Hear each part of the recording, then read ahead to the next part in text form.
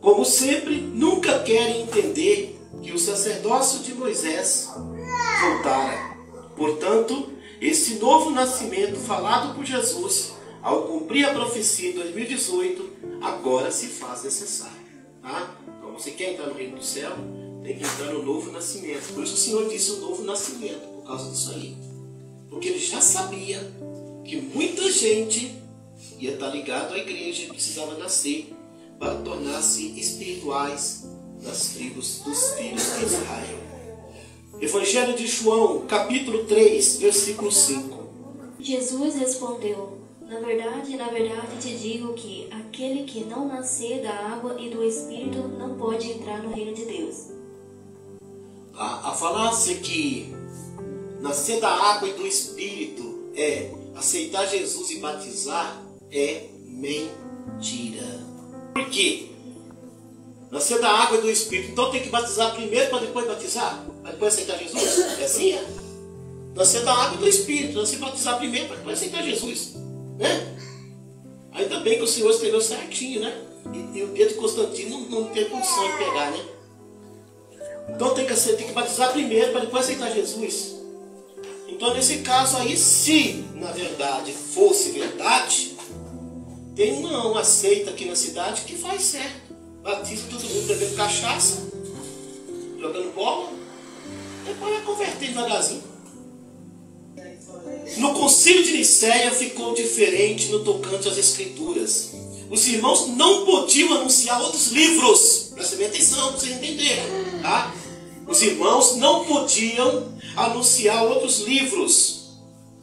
Para os cristãos seguirem vivos, deveriam pregar somente os apontados pelo imperador. Já aqueles não apresentados na Bíblia foram censurados. Nesse meio, quem lesse livros proibidos poderia ser maltratado ou morto. Tá?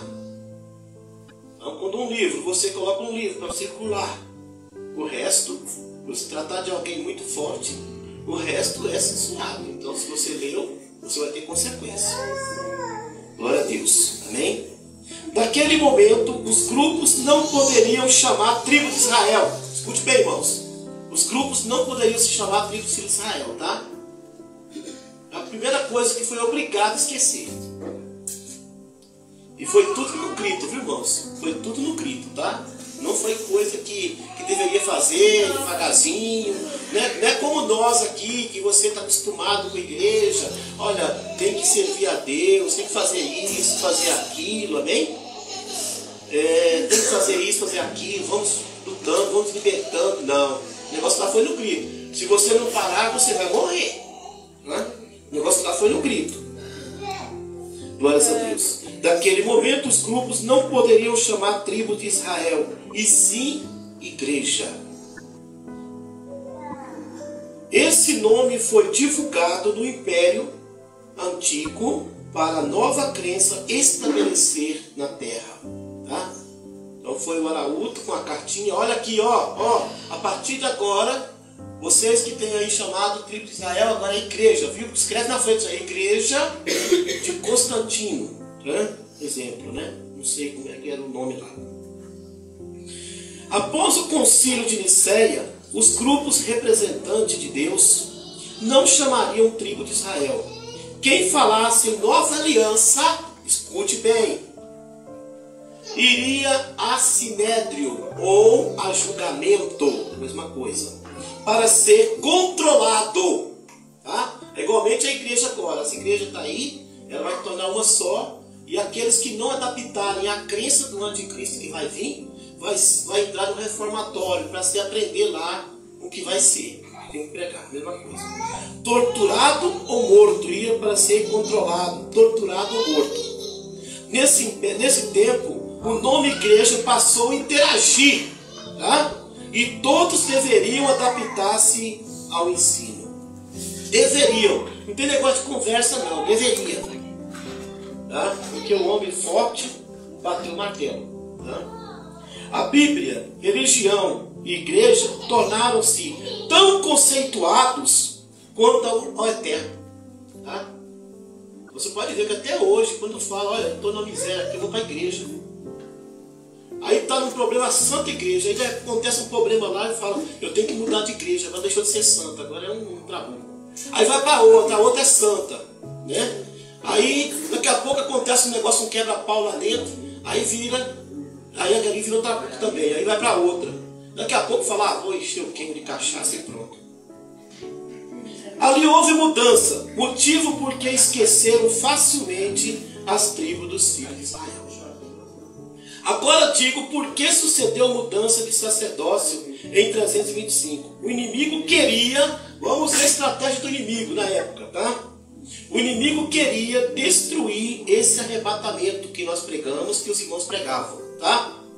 Porque não acontecendo, nunca cairia no abismo. Como que Deus vai jogar o diabo no abismo se o arrebatamento que existe, que estão falando, é dele?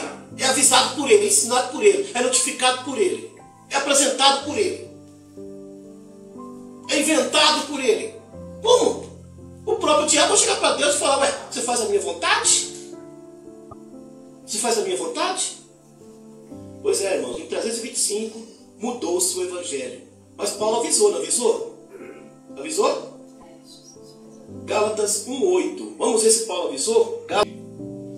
Mas, ainda que nós mesmos, ou um anjo do céu, vos anuncie outro evangelho, além do que já vos tenho anunciado, seja anátema. Paulo avisou. Paulo avisou. Mas eles caíram. O outro evangelho entrou. Não precisou de anjo do céu, nem os apóstolos precisou errar. Um homem forte, como diz a palavra, resolveu o problema. O imperador Constantino proibiu as tribos de Israel e seus livros ao implantar a igreja. Para endossar, ele tivera motivos para essa mudança. Após ler o relatório imperial, notara que os imperadores não detiveram os que pregavam a escritura. Quer dizer, não tinha como, ninguém destruía as tribos de Israel. Ninguém destruía. E segundo ele, deveria fazer diferente para ser prestigiado. Agora, lembro as palavras do Senhor. A porta que Deus abre, homem nunca fecha, possuindo pouca força. Tá? E um homem que estava domínio do mundo na época, Constantino, mandava, desmandava, fazia matar quem queria, vivia quem queria, fechou a porta. Apocalipse 3:8. Eu sei as tuas obras. Eis que diante de ti pus uma porta aberta, e ninguém pode fechar. Tendo pouca força, guardaste minha palavra e não negaste meu nome. Ninguém pode fechar tendo pouca força. Viu aí? A porta estava aberta. Mas tendo muita força, fecharia a porta. Glória a Deus. Há muito tempo foi banido o Evangelho eterno. E ele deveria retornar. Por que deveria retornar? Porque Cristo pregou o arrebatamento. E o arrebatamento que estavam pregando não foi segundo o coração de Deus, mas sim segundo o coração de Constantino. Agora tem chegado para cumprir as profecias. Agora. A igreja erguida na terra precisava seguir até o fim das cartas à Ásia Menor. Viu? Então a igreja naturalmente deveria seguir até o fim das cartas à Ásia Menor, que é a carta de Laodiceia. Escatologicamente, né? Apocalipse 1:19. Escreva as coisas que tenho visto, as que são e as que depois destas hão de acontecer. Então percebeu? Escreva as coisas que tens visto. João foi no ano 96 aproximadamente, estava lá na ilha de Patmos, escreveu o que estava acontecendo e o que ia acontecer no futuro. Quer dizer, as tribos de Israel daquela época e as tribos de Israel agora. O tempo das igrejas finalizara, acabando a geração da figueira em 2018. Por quê, pastor? Porque está na Bíblia. Ali aconteceu a chegada do primeiro anjo com esse evangelho eterno para ser anunciado. Tá? Então, se você não sabia que Apocalipse é futuro, agora hoje você vai saber que Apocalipse é futuro. Tá? Vamos ver que geração é essa? Mateus 24, 34. Na verdade, vos digo que não passar essa geração se desejar. Amém, né? Não vai passar essa geração sem que todas as coisas aconteçam. Então, quando pega todas as coisas, as pessoas pegam todos os acontecimentos, até o destinado à tribulação. A palavra diz bem claro que todas as coisas se resumem em tempo, tempos e metade do tempo, que Daniel profetizou. E também é Apocalipse.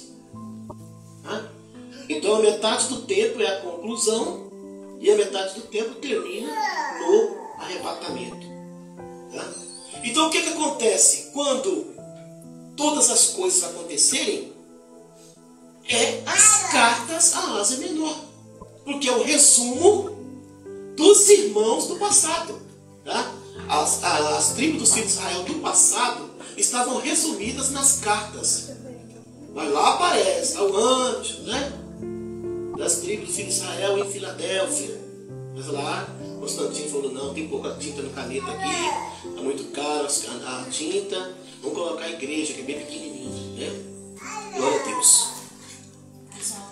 O final da igreja sucedeu perdendo a identidade no céu. Isso aconteceu em 2018 ao cumprir a profecia, tá? Só aconteceu porque cumpriu a profecia, senão ela estava seguindo, tá? Pastor, ela está seguindo, pastor. Ela está seguindo. Tá bem? Ela está seguindo. É como também Jesus rasgou o véu do templo.